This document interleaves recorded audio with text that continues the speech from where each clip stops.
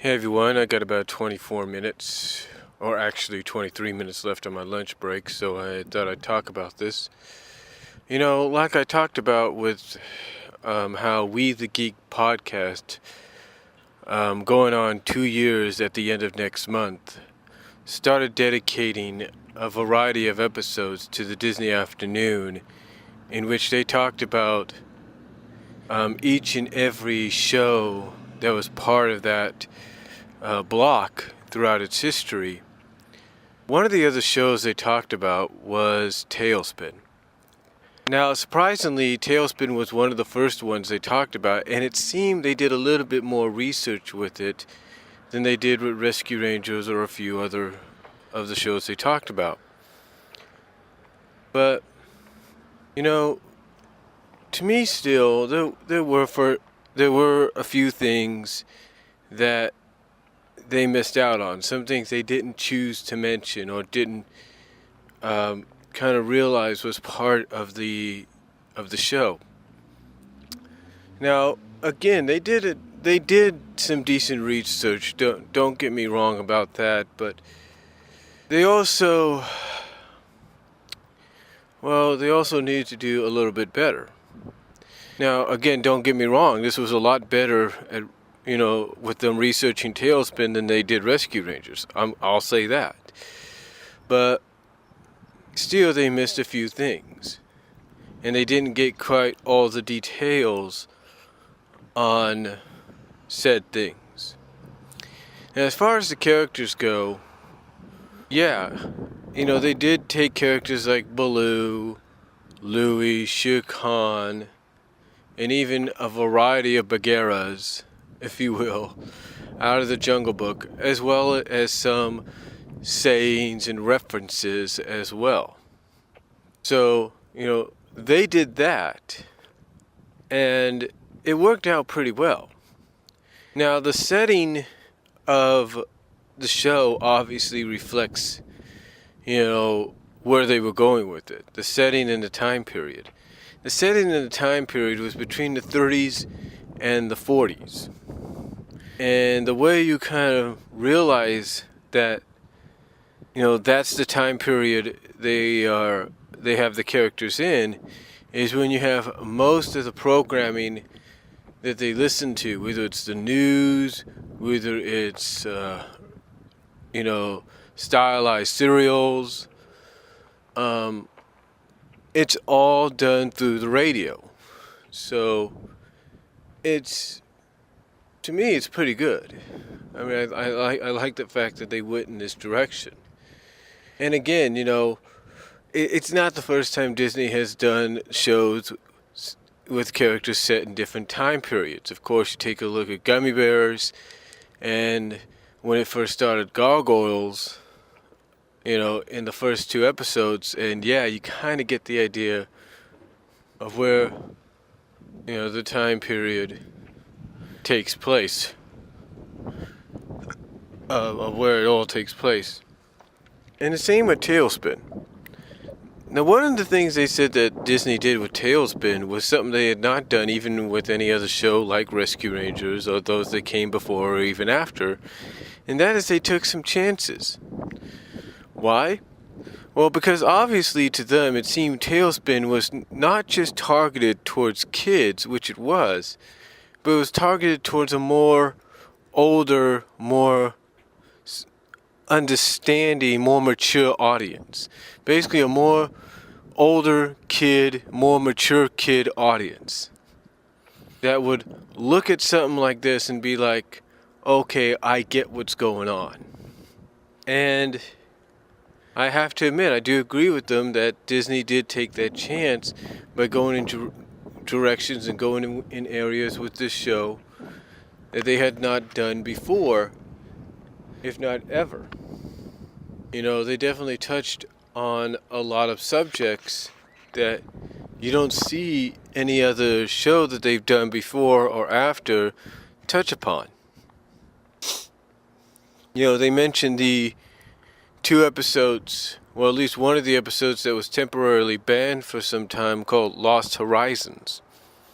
And the way that within one episode, these pandas, which apparently in the eyes of some kind of represented the Japanese, kind of represented through the way it was depicted, the whole Pearl Harbor deal and stuff like that. Well, maybe not in that sense, but still. These guys basically gave him credit for doing something that had not been done before, and that is having the bad guys, even if they were one-off bad guys, literally be victorious and take over. Because when they talked about where the characters live, which is Cape Suzette, they basically looked at Cape Suzette as being that blend between Gotham City and I can't think of another name. They said of Gotham City and the city that was depicted in that Miyazaki film of Pokoro or something like that. And that when they see that, they see a blend there. They see a blend of a city that's a tropical city.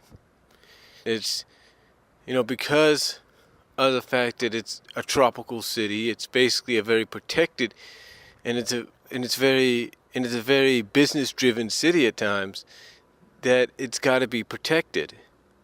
And what they point out is that even though, you've had Carnage try time and time again, with the exception of the pilot movie, in which he did succeed, you have him time and time again trying to get past these things called the cliff guns, and yet they can't do it. And even if they get into Cape Suzette, they basically got to sneak under the cliff guns to do it. And yet here you have this race do it with ease. Just take out the cliff guns with ease, and that's it. They take them out with ease. And they gave credit to Disney for doing that, because basically you just made the villains, even if, like I said, they were one-time villains, look dominant, look unstoppable, and made it look like that, nothing could stand in the way, and that all it actually takes to beat them is a near suicidal sacrifice by Baloo, as well as along with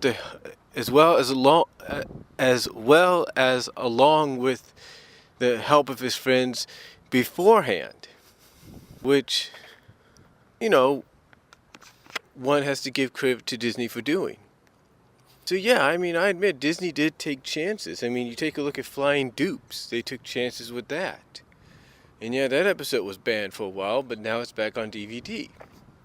The point is, I do agree with them when they do say Disney did take chances, because when you look back on it, they did take chances with some shows, but this one probably more promptly than anybody.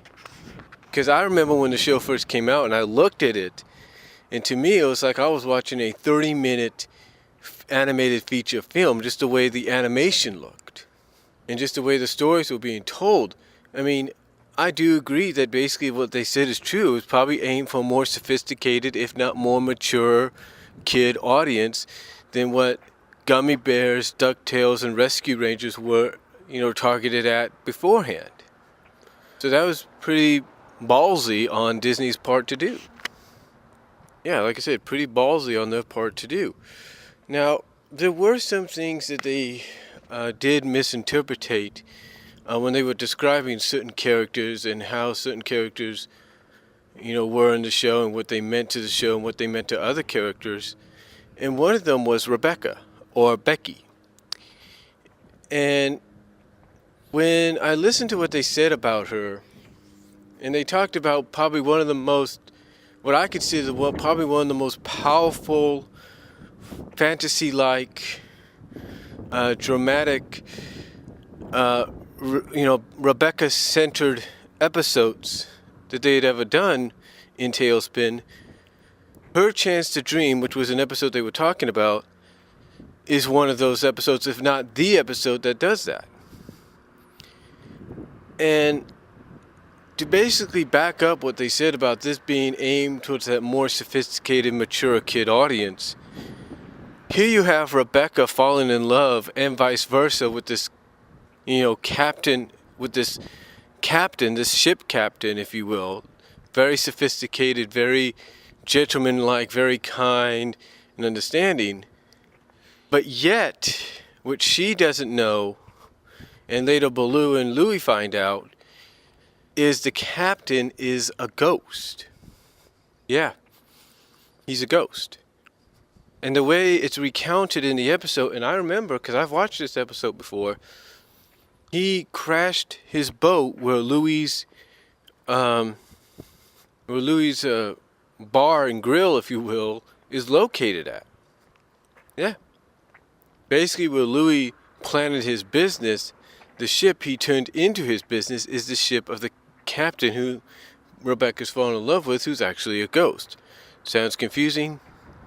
Well, it just might. But anyway, the point is, Rebecca doesn't know this. And she thinks it's kind of like all a dream come true or something like that. And I give the voice actress Sally Struthers, I give her a lot of credit for the emotion and the performance she put into this episode for Rebecca's character. It was good. It was really good. But getting back to the point of what I mean, of what I was talking about when I said they misinterpreted some of the things they knew about it. One, Rebecca did not remind the captain of his lost love. That was never the case. The captain had fallen in love with Rebecca. Basically he sees that he's been found out by Baloo and Louie. And the captain then tells Baloo and Louie, hey, look, you guys are not going to stand in my way. I'm in love with Rebecca. She loves me, and I'm going to take her with me. And basically, that's where I think some of the misinterpretation comes in, because then later on, they're on the flying ghost ship, and everything. Rebecca wakes up. She thinks it's a dream. She thinks it's a dream become reality, maybe, or something. And basically, Baloo and Louie have to wake her up and make her realize, look, Becky, this is not a dream. This guy you're in love with and you're happy to be with is a ghost. He's not of this world anymore. And again, this is why I give Sally Struthers a lot of credit for her performance as Rebecca in this episode. And it shows you that Disney did a decent job in picking her to be the voice of Rebecca, because she really puts emotion in it. Because when Becky realizes what they're saying, and even the captain acknowledges, yes, it is reality. This is real. It's not a dream. They're trying to convince her, look, you need to, they try to convince her to basically not do what she's about to do. And the captain, he's on the other hand saying, I want you to stay. And she wants to stay. And basically, it takes Baloo to make her realize, hey, look what you're going to be leaving behind. I mean, first of all, Baloo says, look, I want you to be happy. Because when she says she wants to stay and she wants to be happy, Baloo's like, look, I want you to be happy. I do. But it takes him to make her realize, hey, look what you're going to be leaving behind, though, if you go for this happiness. You're going to be leaving behind your friends, your business. I mean, think about it. Think about what you're leaving behind. Think about your daughter, Molly, who you're going to be leaving behind. And then when Baloo mentions that, it's like it strikes a chord with Rebecca, because she's like, oh my God, he's right. I'll be leaving my daughter alone. And what she does is, instead of pulling out a picture, because it's not a picture, she pulls out one of Molly's ear ribbons and then tells the captain emotionally, look, I want to stay, but I can't. I have my daughter to take care of. I have my daughter to take care of. I have to remain. And the captain, believe it or not, is very understanding of that. So Rebecca finishes what Baloo and Louie were doing. She finishes the spell, which basically, I guess you could say, frees the captain from this uneternal rest as a ghost, on Earth. And it's just, the episode is just very well done. And I think if anybody was to do a top 10 list of Talespin episodes, this would be at the near top of the list because it's very well done. The writing's good, the animation's good. It's just tremendous. I mean, if Disney was to ever, for each and every one of their Disney Afternoon series, do a top 10 DVD or Blu-ray release for the show of the top 10 episodes voted by fans, I guarantee this would be voted by it. This would be in there. So, to me, with all due respect to We the Geek, that is basically what the episode was about. And all you guys did was misinterpret, and everybody does that. But overall, they did a decent job in describing what the show was like in other forms. Now, as far as Shere Khan goes, he wasn't much of a villain or power-hungry villain or very powerful villain.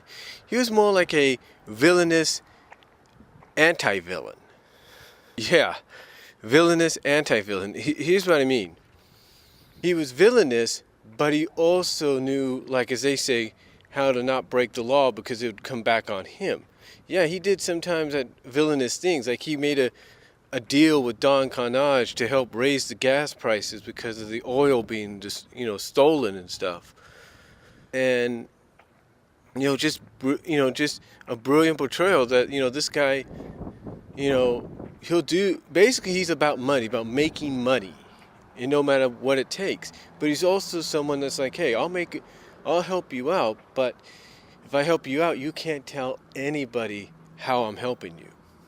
One episode that's very good about this is the Save the Tiger episode. And another one is the episode where Wildcat is mistaken with Shere Khan. And Shere Khan arrives at the end and kind of, I guess, makes up for what was going, and kind of as a gesture kind of tells Baloo, I can basically, recompensate you for your kumquats that you lost. So your business was, still be able to deliver them. So, yeah, he's more like that villainous anti-villain that, yeah, he'll do villainous things to make money, but most of the times he's like, I'm not really that much of a villain. I'm just a guy that you don't want to mess with. He's basically like, at times, like the Lex Luthor of Talespin. That's what he is. He's like the Lex Luthor of Talespin. The only difference is he doesn't let himself get exposed to breaking any laws. He follows the laws. He obeys the laws. But overall, I think they did a decent job. I'm not in kind of talking about the show. One thing I think they should have mentioned was how there were similarities between Baloo and Rebecca's relationship, if you will, and pairing together as friends, and probably more so. I was surprised they never talked about how people saw that comparison or the influence that was taken from Cheers. Yeah, because basically everything was similar to Cheers in many ways. Rebecca, like the Rebecca there, buys the business because, the owner didn't pay the bills or the owner left. In this case, Baloo got lazy and didn't pay the bills, so there goes his business, there goes his plane, and the only way he can fly his plane is to work for Rebecca. So, big similarities. And yes, there were hints that Baloo and Rebecca could be a couple, or were going to end up as a couple, just like Sam and Rebecca on Cheers did for a time. So, to me, Disney... So to me, I'm kind of surprised they didn't talk about that. I'm kind of surprised they didn't also talk about the pilot episode as well. And, and how that basically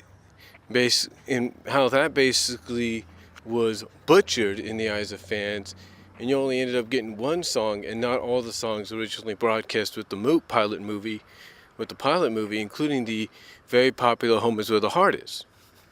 Surprised they didn't talk about that. Surprised again they didn't talk about some of the one-shot characters. I would love to hear the thoughts on them.